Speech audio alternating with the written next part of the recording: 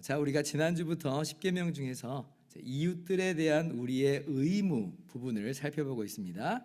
제5계명을 우리가 살펴봤죠? 제5계명 뭐예요? 내 부모를 공경하라 하는 것이었어요. 자, 그러면 이웃들에 대한 우리의 의무 두 번째로 오늘 6계명을 함께 살펴보는 겁니다. 소율이 문답 질문 67번이에요. 제6계명은 무엇입니까? 답을 여러분 읽습니다. 시작. 제6계명은 살인하지 말라입니다. 출애굽기 20장 13절 말씀을 그대로 써놓았죠. 이걸 보면 언뜻 일반 사회에서도 다 하는 이야기처럼 너무나 당연한 이야기처럼 여겨집니다. 당연히 살인하지 말아야지, 살인하면 안 되는 거야 하는 거죠. 그런데 우리가 여기서 잠깐 짚고 넘어가야 될 게 있어요. 그게 뭐냐면 내가 생각하기에 우리가 생각하기에 살인하면 안 되기 때문에 십계명이 이렇게 이야기한 건가? 그렇지 않다는 거예요. 우리가 생각하기에 살인하면 안 되니까 십계명이 오라. 이 말은요, 기준이 누구한테 있다는 거예요? 나 혹은 우리라고 하는 인간 개인과 집단에게 그 기준이 가 있는 거예요. 내가 이미 살인하면 안 된다고 생각하고 있는데 십계명도 이렇게 얘기하네. 참고가 되고 보조가 되는 거야 라고 하는 수준으로 이 하나님의 말씀이 격화돼 버리는 거예요. 그러나 저러나 어쨌든 살인하면 안 되는 거 그건 똑같은 거 아닌가요? 라고 하겠지만 여러분, 근데 이 미묘한 차이가, 이 미세한 차이가 굉장히 많은 차이를 불러일으킬 수 있어요. 자, 예를 들면 대표적으로 사회 구성원들이 살인하면 안 돼 라고 이야기를 했는데 근데 이건 예외야 해버리면 어떻게 해야 될까요? 자기들끼리의 약속이 그러하다 하니 사람들은 그렇게 가버리는 거예요. 그러니까 인간이 기준이 돼버리는 순간 인간의 어떤 원함, 인간의 합의에 의해서 얼마든지 이 말씀이 변질돼 버릴 확률이 있죠. 대표적으로 예를 들면 2차 세계대전 때 나치 독일이요, 어떤 일을 자행했는지 여러분 아시죠? 유대인이나 혹은 장애인 같은 경우에는 인간 품종에 있어서 열등하기 때문에 우량한 인간들로 이루어진 우량한 세상을 이루기 위해서 인종 청소를 정당화했습니다. 자기들 게르만 민족만 1등 우량 민족이라고 하는 거예요. 이게 당시 독일 사람들이 전부 다 동의한 내용은 아니지만 지도층들이 그런 의견을 가졌고 그렇게 해서 그 일을 추진해 버렸어요. 그래서 홀로코스트가 일어난 겁니다. 600만 명이나 되는 유대인들이 죽잖아요. 또 많은 장애인들이 희생을 당합니다. 전 세계는 비난을 했지만 나치 독일은 뭐라고 그러겠어요? 왜 안 되는 건데? 우리는 그렇다고 생각하는데 우리도 살인하면 안 된다고 여겨. 그런데 이건 예외야. 이렇게 나와버린 거예요. 그러면 거기에 대해서 궁극적으로 인간 사회가 할 말이 있는가? 할 말이 없다는 거죠. 인간의 생명은 궁극적인 가치를 가졌기 때문에 누구든지 타인의 생명을 함부로 빼앗을 수 없어. 말을 한다고 해도 누가 그런 기준을 세웠는데 우리는 동의할 수 없어. 우리 사회는 그렇게 생각하지 않아. 해버리면 거기에는 의견의 일치가 올 수가 없는 겁니다. 그러니까 살인하지 말라. 세상에서도 그렇게 얘기하니까 똑같은 말이야 라고 볼 수 있지만 그러나 사실은 우리는 우리가 그냥 그렇게 생각하기 때문에 살인하면 안 되는 거야 라고 그렇게 여긴 사람들이 아니에요. 우리는 그 주체와 기준을 누구에게 두냐면 우리 인간에게 두지 않아요. 우리 인간 사회의 어떤 합의에 두지 않습니다. 우리는 하나님이 말씀하셨기 때문에 그래서 우리는 살인하면 안 돼 라고 지금 나오고 있는 거죠. 정말 그래도 감사한 건 뭐냐면 죄로 인해서 부패한 인간들에게 여전히 하나님께서 양심이라는 것을 두셔서 양심이 작동해서 사람들이 살인하면 안 돼 라고 하는 게 정말 참 감사한 일이에요. 이거 하나님께서 여전히 은총을 인간에게 베푸신 증거입니다. 그런데 우리는 거기서 한 걸음 더 나아가야 됩니다. 우리가 생각할 때 안 되기 때문에 안 되는 거야 이게 아니라 어떤 인간 사회의 합의 때문에가 아니라 하나님이 말씀하셨기 때문에 안 되는 거야. 그러니까 우리의 이 도덕률을 우리가 제대로 알아야 돼요. 그러니까 우리 성도들은요, 이 6계명을 이해할 때 일반 세상 사람들이 생각하는 그 수준으로 끝나버리면 안 돼요. 그것보다도 훨씬 더 탁월한 수준의 윤리와 도덕을 가져야죠. 왜냐하면 우리는 그냥 우리가 그렇게 합의했기 때문에 지킨 사람들이 아니에요. 우리는 하나님이 이렇게 말씀하셨기 때문에 우리는 이렇게 지켜 나갑니다 라고 하는 사람들이기 때문에 그렇습니다. 정말 다시 한번 말씀드립니다만은 십계명을 배울 때 꼭 기억해야 돼요. 우리 믿는 사람들이 안 믿는 사람들보다도 훨씬 더 탁월한 윤리의식과 도덕의식을 가져야 된다는 걸 꼭 기억하시기 바랍니다. 자, 그러면 육계명이 요구하는 것 무엇인가? 살인하지 말라라고 하는 이 계명 속에서 구체적으로 요구하는 것이 무엇인가 하는 거예요. 소율이 문답 68번입니다. 제 6계명이 요구하는 것은 무엇입니까? 답을 한번 여러분 읽습니다. 시작. 제6계명이 요구하는 것은 우리 자신의 생명과 다른 이들의 생명을 보존하기 위해 모든 합법적인 노력을 하는 것입니다. 자, 10계명을 이해할 때 가장 먼저 해야 되는 건요, 분명히 그 자구와 내용에 집중하는 거예요. 지난주에도 내 부모를 공경하라 라고 하는 계명이 인간 상호관계 속에서의 서로 공경하는 내용을 담아내는 좀 더 포괄적인 뜻이 있지만, 그렇다고 해서 부모 공경이라고 하는 그 핵심 내용을 절대 희석시키면 안 됩니다. 마찬가지예요. 살인하지 말라라고 하는 계명도 먼저 그 자구를 분명하게 기억하고 마음에 담아둬야 됩니다. 거기서부터 시작하는 거예요. 아, 살인하지 말아야지. 여기서부터 시작하는 거예요. 자, 그런데 그것으로 그치는 게 아니라 역시 마찬가지로 이 계명 안에 더 포괄적인 뜻이 담겨 있음을 우리는 바로 알고 또 그렇게 적용하는 것으로 이 계명의 내용을 확대시키는 거예요. 자, 그러면 소율이 문답이 살인하지 말라라고 하는 계명을 어떻게 포괄적으로 설명하고 있어요? 자, 단순히 사람을 죽이면 안 되는 것이야, 이렇게 그치는 게 아니라 뭐라고 말해요? 우리 자신의 생명과 다른 이들의 생명을 보존하기 위해 모든 합법적인 노력을 하는 것이다, 이렇게 말하고 있죠. 즉 생명을 보존하라는 거예요. 그리고 그 생명을 보존하는 것에 있어서 자신의 생명을 그렇게 보존하고 타인의 생명도 마찬가지로 자신의 생명같이 보존하라, 이것이 바로 6계명의 의미다라고 하는 겁니다. 왜 그래야 돼요? 살인하지 말라, 왜 살인하지 말라라는 그 계명으로 그치지 않고 왜 자신의 생명을, 왜 또 타인의 생명을 보존하는 대로 이어져야 됩니까? 라고 할 때 하나님께서 그렇게 말씀하셨으니까, 그러니까 우리는 그렇게 이 계명의 말씀을 확대시켜서 나가는 겁니다. 자, 우리가요, 우리 인간인 자신이 어떤 존재인지를 좀 생각해 볼 필요가 있어요. 성경에서 말하는 인간이란 어떤 존재인가? 창세기 1장 26절 27절 말씀 같이 봅니다. 교독할게요. 하나님이 이르시되 우리의 형상을 따라 우리의 모양대로 우리가 사람을 만들고 그들로 바다의 물고기와 하늘의 새와 가축과 온 땅과 땅에 기는 모든 것을 다스리게 하자 하시고, 27절 하나님이 자기 형상 곧 하나님의 형상대로 사람을 창조하시되 남자와 여자를 창조하시고. 인간이 어떤 존재라고 성경이 분명히 말씀하여 주시냐면 하나님의 형상대로 창조함을 받은 존재라, 이렇게 말씀하고 있어요. 이 물리적 세계 속에서는요, 오직 인간만이 하나님의 형상대로 창조함 받은 유일한 존재. 하나님이 인간을 얼마나 특별한 존재로, 얼마나 고귀한 존재로 지으셨는지 몰라요. 인간이 가치 있는 이유가 어디에 있어요? 인간이 가지고 있는 어떤 재능이나 어떤 능력 때문에 그런 게 아니에요. 하나님의 형상대로 지음받았다는 바로 이 사실 때문에 그렇습니다.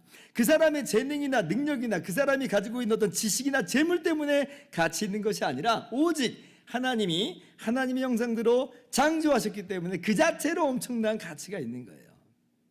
자, 그런데 인간이 범죄에서 타락했어요. 죄로 인해서 부패해버렸습니다. 자, 그러면 하나님의 형상은 어떻게 됐을까요? 사라져 버렸을까요? 없어져 버렸을까요? 더 이상 하나님의 형상이 아니기 때문에 이제 가치가 없어져 버렸나요? 그래서 함부로 해도 되나요? 라고 할 때 성경은 그렇게 말하지 않는다는 거예요. 창세기 9장 6절 보면 다른 사람의 피를 흘리면 그 사람의 피도 흘릴 것이니 이는 하나님이 자기 형상대로 사람을 지으셨음이니라. 인간이 타락한 이후에, 노아 홍수 이후에 노아에게 하시는 말씀이에요. 근데 그때에도 이미 죄로 인해서 부패해버렸지만 여전히 뭐라고 말씀하시는 거예요? 하나님의 형상이다 라고 사람을 이렇게 이야기하는 거예요. 지금 이 대목이 어떤 대목이냐면 노아와 그 가족들에게 육식을 허용하는 대목입니다. 육식을 한다는 건요, 그 생물의 생명을 취하는 거잖아요. 그러면 이제 어떤 위험성이 있냐면 사람의 생명도 하찮게 여길 그런 위험이 있어요. 하나님을 떠난 사람에게는요, 이게 그래요. 인간의 생명하고 어떤 다른 동물의 생명하고 그 가치의 경중을 그 사람들은 구분할 수가 없어요.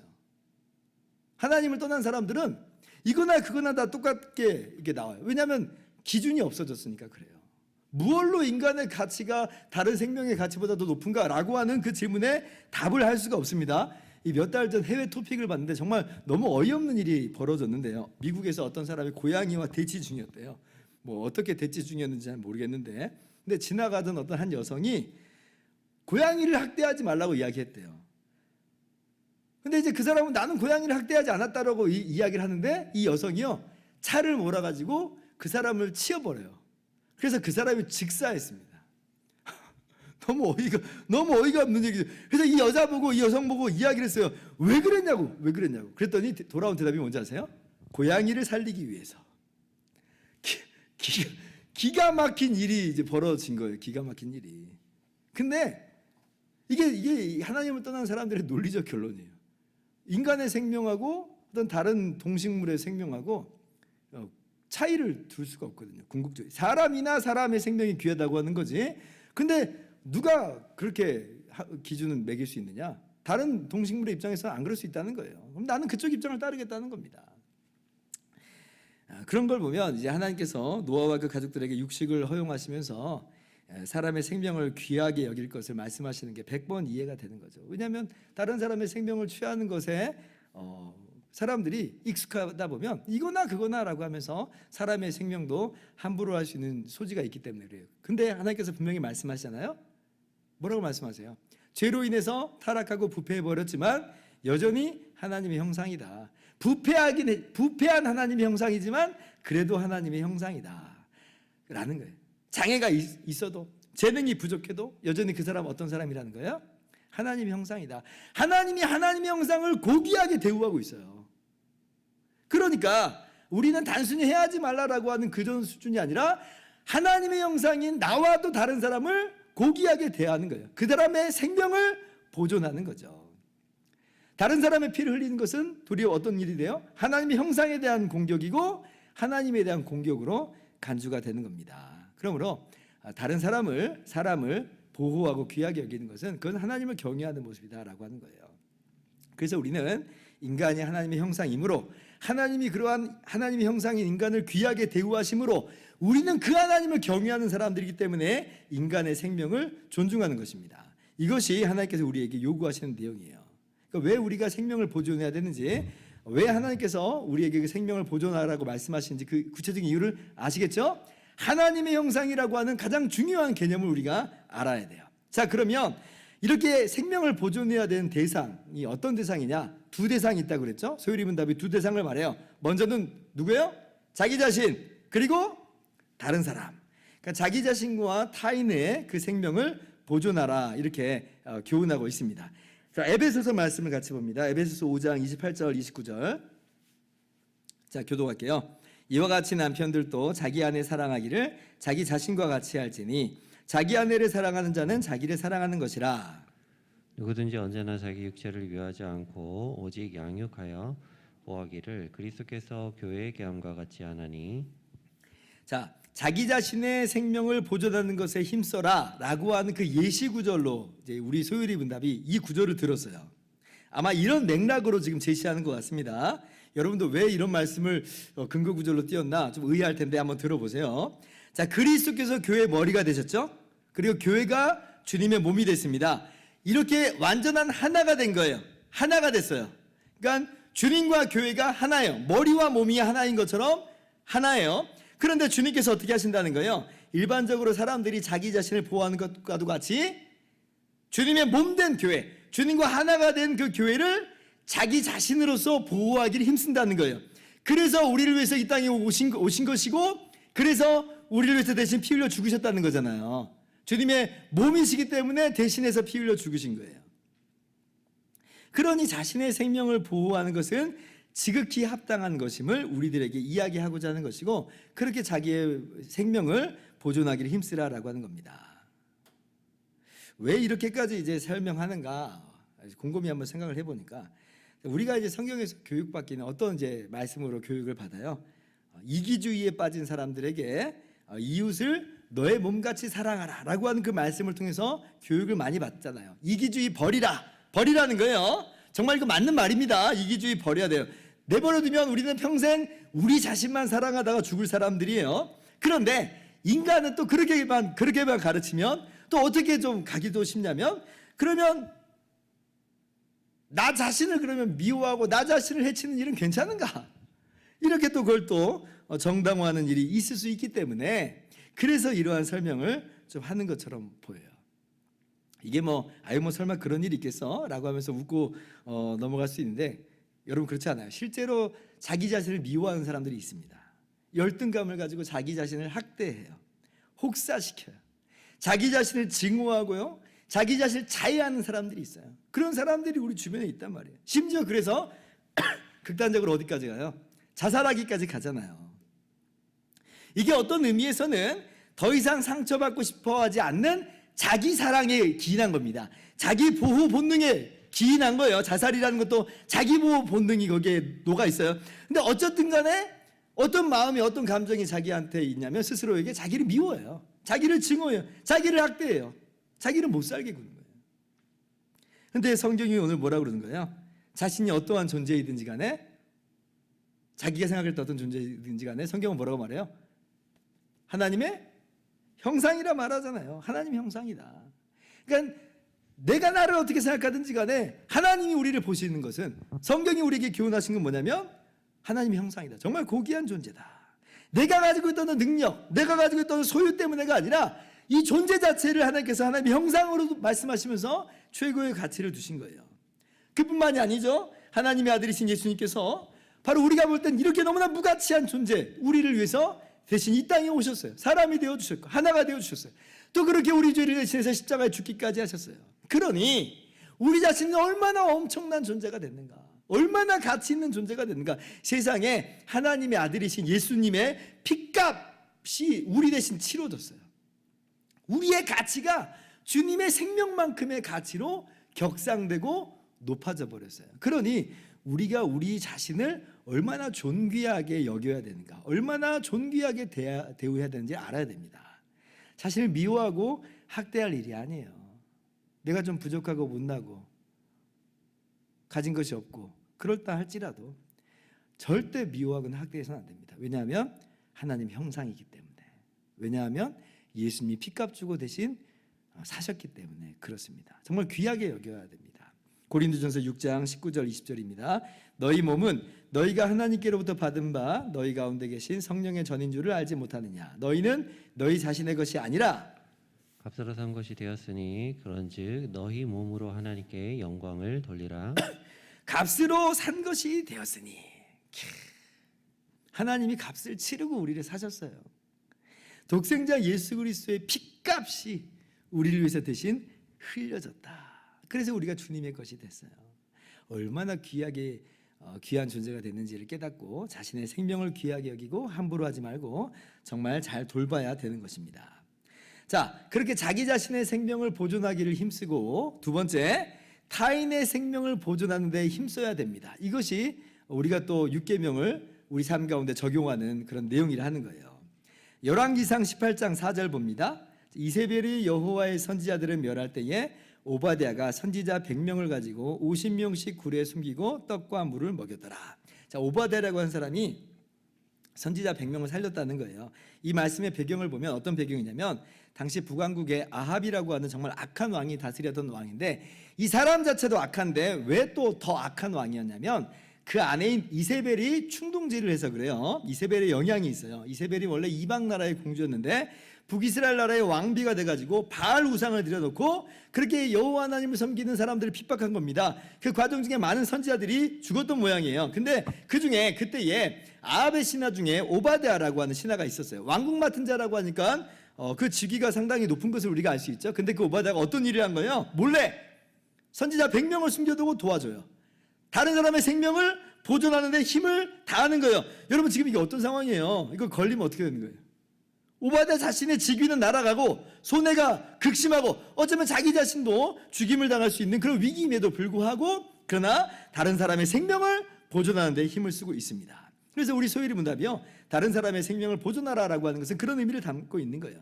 다른 사람 죽이지만 않으면 돼, 혹은 나 자신의 생명만 잘 보존하면 돼, 이게 아니라 타인의 생명을 보존하는 데 힘써라. 이게 율계명이 의미하는 바다라고 하는 거예요.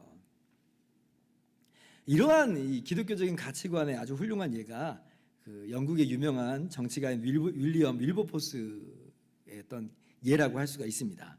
18세기 인물인데요. 18세기까지의 영국은요, 노예 무역이 굉장히 활발하게 이루어지고 있었어요. 아프리카 사람들이 노예로 팔려가는 거예요. 자의로 팔려가는 게 아니에요. 그냥 사람 잡아다가 납치에다가 노예로 팔아 넘기기도 합니다. 엄청난 인권 유린이죠. 이거 율법에 따르면 사형에 해당하는 죄예요. 사람을 납치에다가 그냥 팔아 넘기는 거니까. 근데 이제 그 당시에 사람들의 논리가 뭐였는지 아세요? 흑인들은 완전한 사람이 아니라는 거예요. 그러니까 아까 제가 처음에 얘기했듯이 사람의 합의라고 하는 게 얼마나 우스꽝스러운지를 우리가 알 수 있어야 돼요. 사람의 생명 존중해야 돼. 살인하면 안 돼. 근데 흑인은 예외야. 이렇게 되는 거죠. 흑인은 완전한 사람이 아니니까. 라고 하면서 아프리카 흑인들을 그렇게 잡아다가 노예로 팔아 넘겼는데 이게 300년 동안 한 1000만 명이나 되는 사람들이 노예로 팔려갑니다. 어마어마한 이 인권 유린이 있었던 거예요. 그리고 그렇게 이렇게 이제 거래된 노예들을 통해서 경제 활동들이 이루어지는 거예요. 영국뿐 아니라 뭐 다른 유럽 국가들, 뭐 아메리카의 나라들도 다 마찬가지예요. 노예 제도가 사회를 떠받치는 근간이에요. 그러니까 여러분, 이 노예 제도를 폐지하는 것은 국가 입장에서 이게 지금 할 만한 일이에요? 아니죠. 국가의 이익을 내려놓는 거예요. 이것 때문에 국가 간의 세력 판도가 경제 세력이 완전 뒤집어질 수가 있어요. 그러니까 이거 내려놓을 수가 없는 거예요. 다들 그냥 노예 제도를 용인하고 그렇게 살아갑니다. 근데 이제 18세기 영국에 그 신앙 부흥 운동이 일어났죠. 복음주의 운동이 일어났고 노예 제도에 대해서 성경적 성찰이 벌어지게 된 거예요. 흑인도 사람이라고 하는 것을 분명하게 이야기하기 시작했어요. 그들의 생명도 보존되고 존중해야 된다고 분명히 이야기합니다. 그리고 그 시절에 윌리엄 윌버포스가 하나님의 은혜로 회심을 하게 되는 거예요. 그래서 그때부터 노예 무역 폐지에 힘을 씁니다. 20년간을 투쟁을 해요. 다른 이유 때문에 그런 게 아니에요. 다른 사람의 생명을 존중하고 보존하기 힘쓰는 것 때문에. 그러한 성경적 가치관을 자기 정치의 어떤 목표로 두고 힘쓴 거예요. 그래서 마침내 20년 후에 노예 제도가, 노예 무역이 폐지가 되는 거예요. 근데 그러고도 멈추지 않습니다. 윌리엄 윌버포스는 나가서 노예 해방을 위해서도 노력을 해요. 25년간 더 노력을 해요. 그래서 마침내 1833년 노예 해방이 이루어집니다. 당시 영국이 세계 최대 강대국이었어요. 이거 노예 해방 쉽지 않아요. 절대 쉽지 않아요. 근데 영국이 내려놔요. 어떻게 그럴 수 있었느냐? 윌리엄 윌버포스의 그 노력과 또 많은 사람들이 거기에 동조하기 시작함으로 말미암아 노예 해방이 있게 됩니다. 이 미국의 아브라함 링컨이 노예 해방을 하기 30년 전 이야기예요. 그러니까 윌리엄 윌버포스가 얼마나 위대한 족적을 인류사에 남겼는지를 우리가 좀 봐야 됩니다. 뭐 굉장히 스케일이 큰 이야기지만 그러나 우리도 마찬가지라는 거죠. 이렇게 큰 스케일이 아닐지라도 우리가 다른 사람의 생명을 보존하는 것에 있어서 힘써야 된다는 거예요. 내 생명, 내 몸을 보존하기에 힘쓰는 것만큼 이웃을 내 몸같이 사랑해야 되니까 그렇게 우리가 이웃의 생명도 보존하기를 힘써야 된다는 거예요. 그래서 우리 기독교에서 대표적으로 하는 활동이 뭐예요? 구제와 봉사활동에 힘쓰는 것도 바로 그러한 이 의식 속에서 우리가 행하고 있는 거예요. 초대교회 때부터 그래서 교회 내에서 궁핍한 자가 없도록 교회가 돌보는 것을 잊지 않았죠. 다른 사람의 생명을 보존하기를 힘쓰는 거예요. 그렇게 열심히 복음 전거했던 바울 사도도 전도 여행 중에 항상 이러한 구제 활동을 염두에 두면서 연보를 모았잖아요. 그래서 연약한 자들을 돕는 거예요. 돕는 거예요. 물론 이제 성경에 나타난 교회 구제 활동들은 교회 내의 구제입니다. 이게 우선순위였어요. 그럴 수밖에 없는 게 당시에 교회가 미약했는데 가진 게 별로 없는데 어떻게 뭐 그 지경을 더 넓힐 수가 있었겠어요. 교회 내 구제만으로도 사실 정말 최선을 다하고 있는 거예요. 근데 이제 나중에 교회가 더 성장하고 더 많은 것들을 누리고 있을 때는 이것이 이제 지역 사회로도 더 확장될 수가 있는 거죠. 이렇게 해서 교회가 초대교회 때부터 교회 내 구제 활동과 나아가서 지역의 내에서의 구제 활동에 힘을 써왔던 것입니다. 오늘날도 마찬가지죠. 우리 교회들이 얼마나 사회의 구제와 봉사 활동에 힘을 다하고 있어요. 오늘날은 이제 나라가 복지에도 많이 관심을 기울여서 나라가 복지의 일도 많이 합니다. 교회가 격려해야 돼요. 나라가 그 일 잘한다고 격려해야 돼요. 그리고 이 나라와 함께 협력해서 그 일을 계속 잘 감당해야 되고 그리고 나라가 감당하지 못하는 사각지대 같은 것들이 있잖아요. 그런 부분을 우리가 돌아보면서 생명 보호 활동에 우리가 힘을 다해야 될 것입니다. 사실 오늘날과 같은 치열한 경쟁 사회 속에서 참 쉽지 않아요. 6계명을 지키는 게. 서로가 먹고 먹히는 정글 같은 사회라고 그러잖아요. 경쟁 사회 속에서 쉽게 생각하는 게 뭐예요? 너를 죽여야 내가 산다. 이게 일반적인 원칙이 아니에요. 그러나 우리 믿는 사람들은 항상 6계명을 기준으로 삼고 살아야 됩니다. 상생의 원리를 따라서 살아야 돼요. 상생의 원리를 따라서 행동해야 돼요. 이게 불가능하지 않아요. 생태계를 조성하는 데 힘쓰고 파이 자체를 키워나가는 거예요. 나도 살고 당신도 살고 그렇게 생명을 보존하는 측면에서 직장과 사업도 영위해 나가는 우리 기독교인들이 되시기를 바랍니다. 그래서 다른 사람의 생명을 보존하기를 힘써라. 자, 그러면 69번 질문이에요. 자, 6계명이 금지하는 것은 무엇입니까? 답을 한번 여러분 또 읽습니다. 시작. 제6계명이 금지하는 것은 우리 자신이나 이웃의 생명을 불이하게 빼앗거나 이것에 이르게 하는 모든 것입니다. 예, 지금 마찬가지로 이야기하고 있죠. 자신에게나 이웃에게나 다 해당된다는 거예요.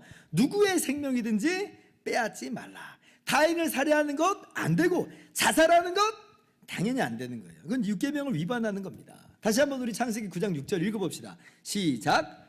다른 사람의 피를 흘리면 그 사람의 피도 흘릴 것이니 이는 하나님이 자기 형상대로 사람을 지으셨음이니라. 분명히 하나님께서 우리에게 말씀하세요. 다른 사람의 피 흘리면 안 돼요. 우리 자신의 피도 흘리면 안 돼요. 왜냐하면 하나님의 형상이기 때문에 그렇습니다. 자, 그러면 우리가 단순히 물리적으로만 다른 생명을 빼앗지 않으면 그럼 되는 걸까요? 아니죠. 자신과 타인의 생명을 보존하는 일에 반대되는 것, 생명 보존에 반대되는 것은 다 6계명에서 금지하는 겁니다. 대표적으로 우리 주님께서 6계명을 가르쳐 주셨을 때 어떤 내용을 가르쳐 주세요? 우리가 너무나 잘 알고 있는 말씀이죠. 마태복음 5장 21절 22절이에요. 옛사람에게 말한 바 살인하지 말라. 누구든지 살인하면 심판을 받게 되리라 하였다는 것을 너희가 들었으나 22절 같이요. 나는 너에게 이르노니 형제에게 노하는 자마다 심판을 받게 되고 형제를 대하여 라가라 하는 자는 공회에 잡혀가게 되고 미련한 놈이라 하는 자는 지옥불에 들어가게 되리라.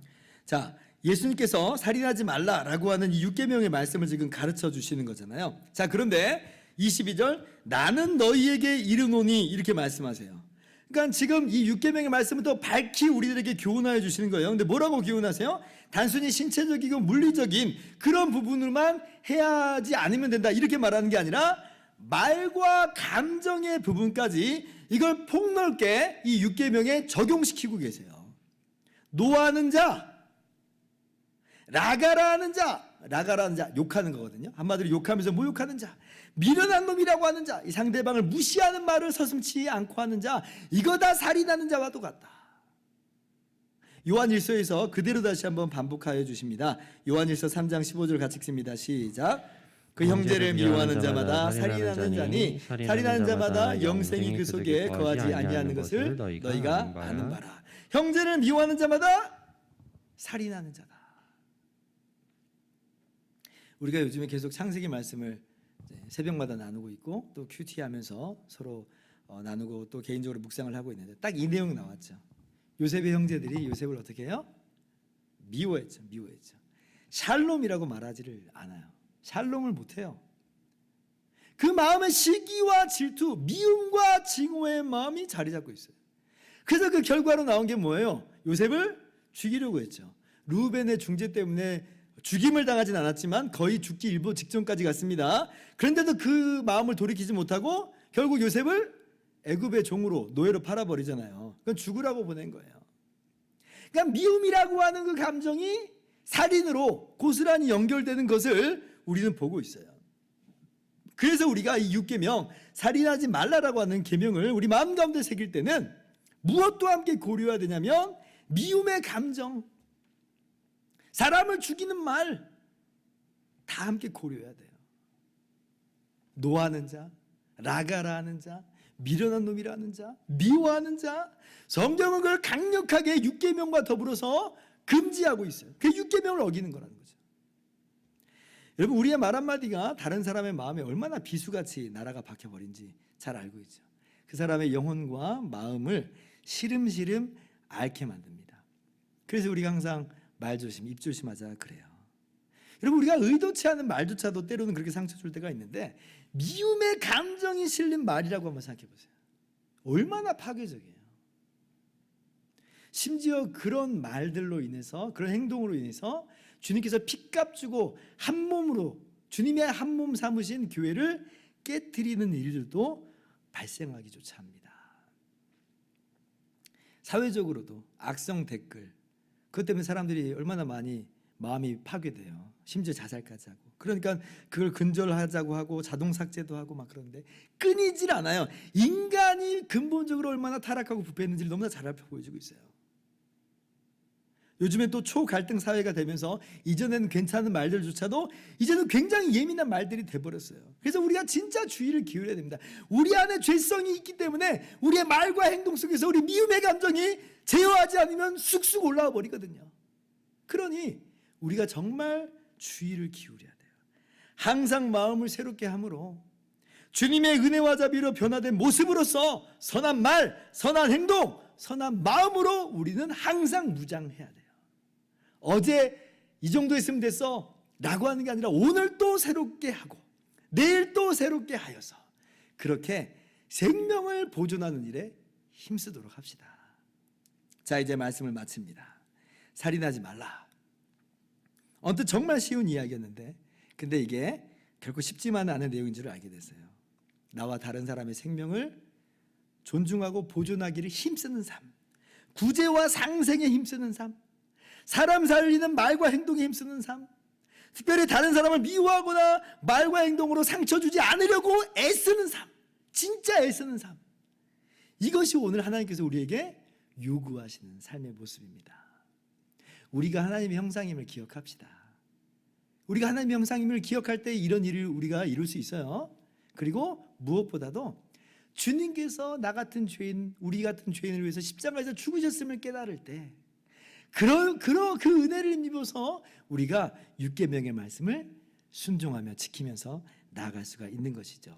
그래서요, 한 걸음 한 걸음 성령의 역사로 말미암아 이런 아름다운 열매를 맺어나가는 저와 여러분 모두 되기를 주님의 이름으로 축원합니다.